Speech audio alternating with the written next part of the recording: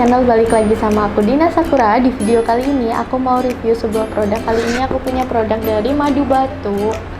Ini dia produknya. Jadi produk madu batuk ini berfungsi untuk meredakan batuk, memelihara kesehatan tubuh kalian, memelihara stamina juga. Jadi ini tuh nggak cuma buat obat batuk gitu loh, tapi untuk membantu kesehatan tubuh kalian juga. Jadi ini bisa dikonsumsi setiap hari, bukan cuma untuk pada saat kalian batuk aja. Di sini cara konsumsinya itu gampang banget. Kalian cukup konsumsi ini 3 kali sehari, 1 sendok teh. Dianjurkan diminum sebelum makan. Jadi ini untuk sehari-hari juga cocok banget. Jadi aku mau kasih lihat dalamnya.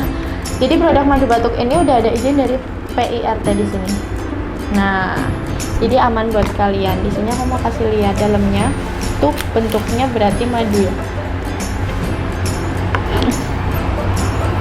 Nah, ini tuh dari baunya tuh kayak ada mint-mintnya gitu, dan ini tuh bentuknya madu, baunya mint gitu.